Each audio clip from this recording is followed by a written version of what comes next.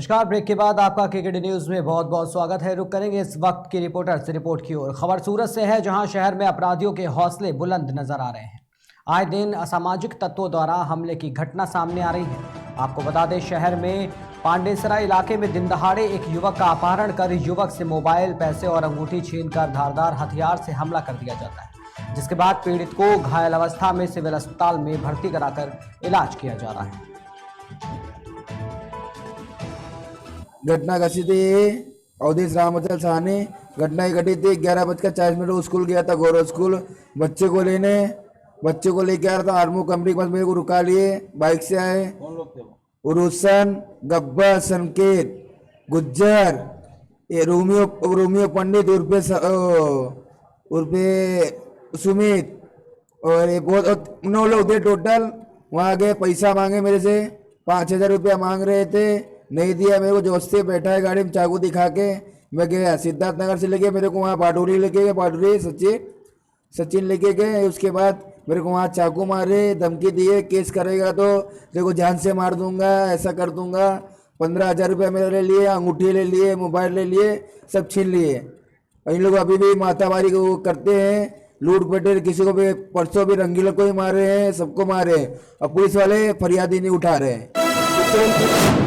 खबर कासगंज से है, जहां सीएम योगी के निर्देश पर संसदीय कार्य के लिए औद्योगिक विकास विभाग के राज्य मंत्री जसवंत सिंह सैनी कासगंज पहुंचे। राज्य मंत्री ने कलेक्ट्रेट सभागार में जनप्रतिनिधियों और अधिकारियों के साथ विकास कार्यों को लेकर समीक्षा बैठक की। इस दौरान उन्होंने लापरवाह अधिकारियों को कार्यशाला में सुधार लाने के लिए भी निर्देश दिए। साथ ही साथ सदर विधायक देवेंद्र राजपूत की शिकायत पर खुलेआम मीट बिक्री किए जाने पर उचित कार्रवाई के निर्देश भी दिए।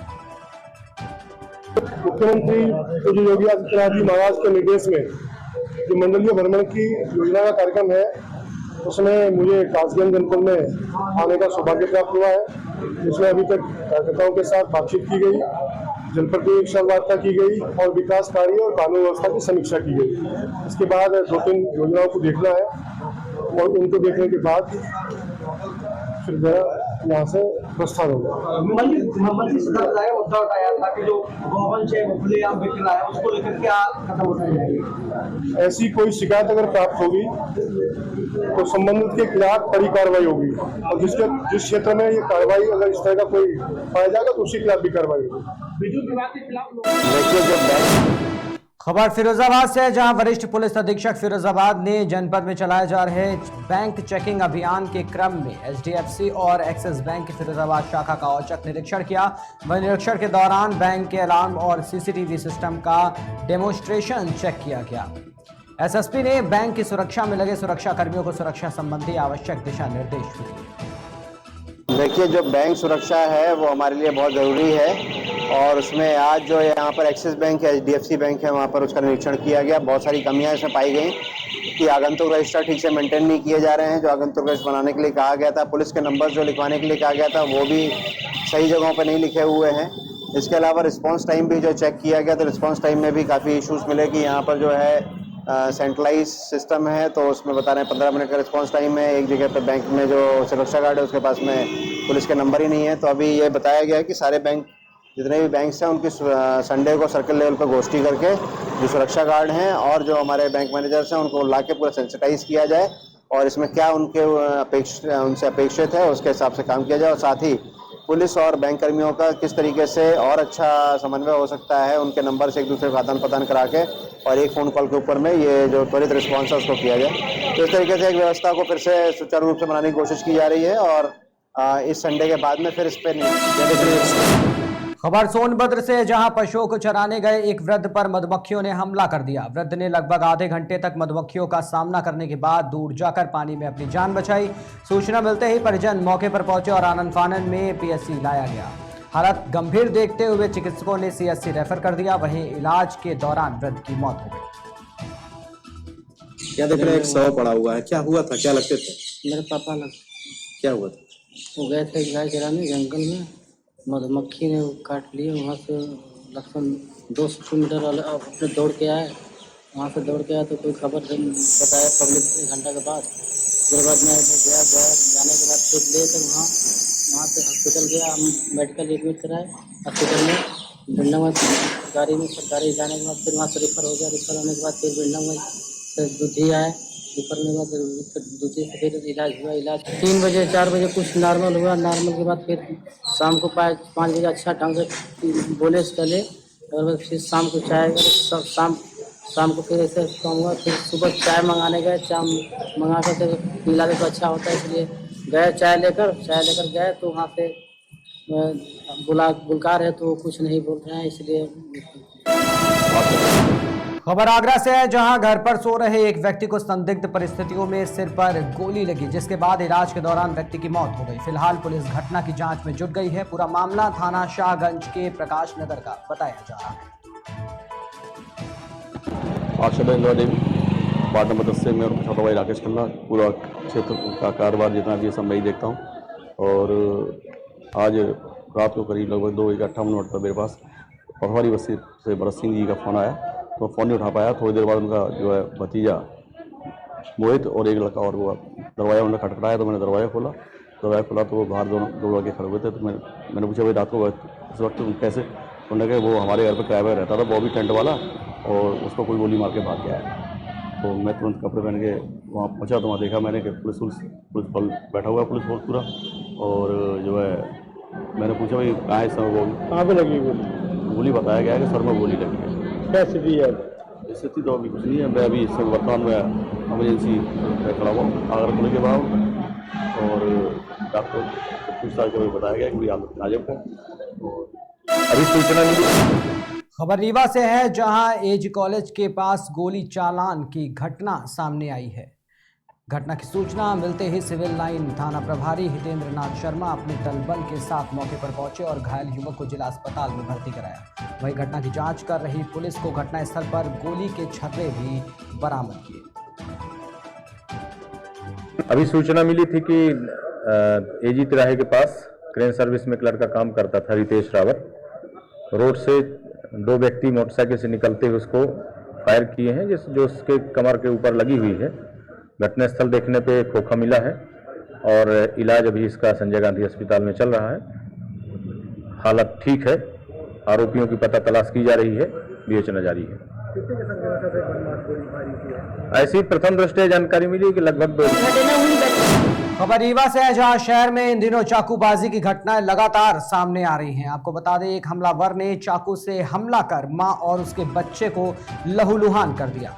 वहीं घायल मां बेटे का इलाज के लिए संजय गांधी अस्पताल में भर्ती कराया गया। घायलों के परिजनों का आरोप है कि बच्चों के आपस में हुए विवाद को लेकर पड़ोस में रहने वाले युवक ने चाकू से हमला किया है। सूचना पर पहुंची पुलिस अब मामले की जांच में जुट गई। घटना हुई, बच्चों के पास बात हो रही थी और वो आया तो चाकू मार दिया। हम लोग कौन मारा है? लल्लू सोंधिया। कितने लोग को मारा है चाकू? वो मेरे जेठानी थी, उसको मारा, एक लड़की को मारा। हम भी पकड़ते थे तो हमको भी मारा। क्या विवाद क्या था? विवाद बच्चों के पीछे हुई, तो हम लोग को ये पता नहीं था कि बच्चों के पीछे एक त्योहार ये कर देगा। बच्चों के परसों बात हुई होगी कुछ, तब भी मेरे बच्चे 4 बजे से 11 बजे से 4 बजे तक स्कूल में थे। बच्चों के विवाद में चला? हाँ, छोटा बच्चा है 7-8 साल। बच्चों को। खबर मध्य प्रदेश के रीवा से है, जहां एक पिता अपने बच्चों के भविष्य के लिए विद्यालय के गेट पर धरना देने को मजबूर है। पिता ने स्कूल पर आरोप लगाया है कि रीवा ज्योति सीनियर सेकेंडरी स्कूल प्रबंधन बच्चों को आए दिन प्रताड़ित कर रहा था। वहीं आज बच्चों को स्कूल में जाने की इजाजत नहीं दी गई। इससे आहत पिता ने बच्चों के साथ स्कूल गेट पर धरना करने का फैसला लिया। मैं बच्चों को सुबह 7 बजे स्कूल छोड़ के गया। स्कूल से छोड़ के मैं घर पहुंचता हूं, उसके बाद मेरे पास फोन आ जाता है। फोन आने के बाद बोलते हैं, बच्चा मेरा बाहर गेट के बाहर से बोलता है, पापा मुझे फादर ने स्कूल से बाहर निकाल दिया है। और फिर मैं वहां से यहाँ विद्यालय आया। मैं पूछा क्यों निकाल दिए? बोले पता नहीं क्यों निकाल दिए। जब मैं विद्यालय में के अंदर, ये गार्ड लोग मुझे जाने नहीं दे रहे थे, फिर मैं जबरदस्ती गेट के अंदर गया। गेट के अंदर जाने के बाद फिर मैं उनको बोला कि मेरे बच्चों को बाहर क्यों निकाला आपने? अगर आपको निकालना था तो कैंपस के अंदर रखते आप और मुझे फोन करके बुलाते आप। मुझे तो आपने किसी प्रकार का कोई फोन किया नहीं। तो उनका कहना ये था कि आपका बच्चा बहुत झूठा है, बदमाश है, पढ़ता नहीं है ये। और फादर का कहना ये था कि बच्चे को इसको गेट के अंदर नहीं लेना है। यही सारी बातें करके फिर बोले कि बच्चे की टीसी हो गई है।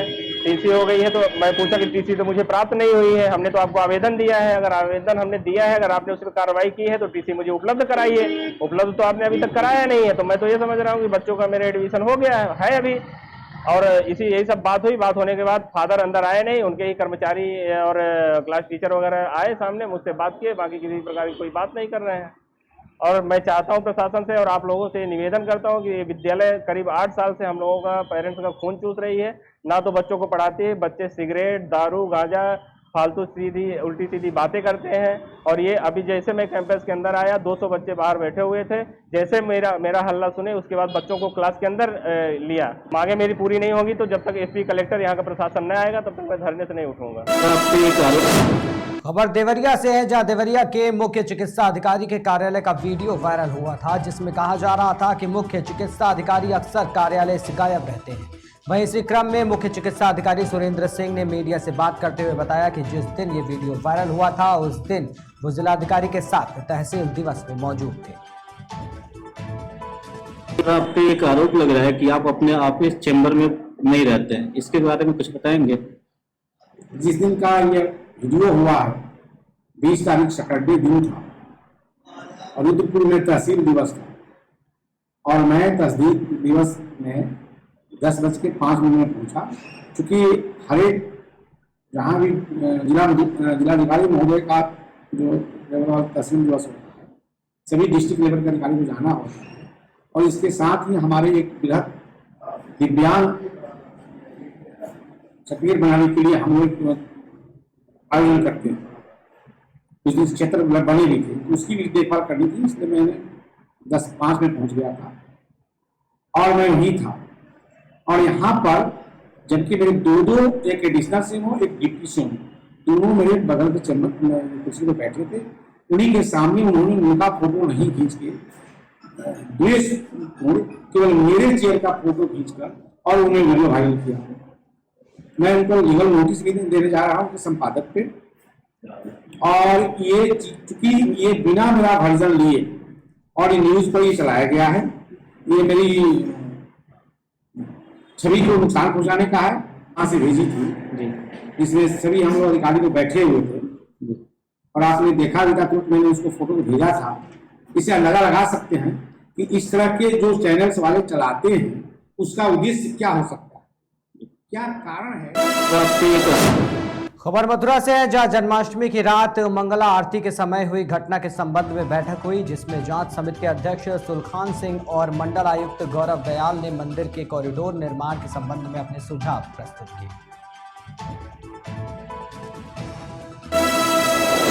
रुक करते हैं छोटे से ब्रेक के लिए, जल्द हाजिर होंगे, देखते रहिए KKD news. Feel the power of angel.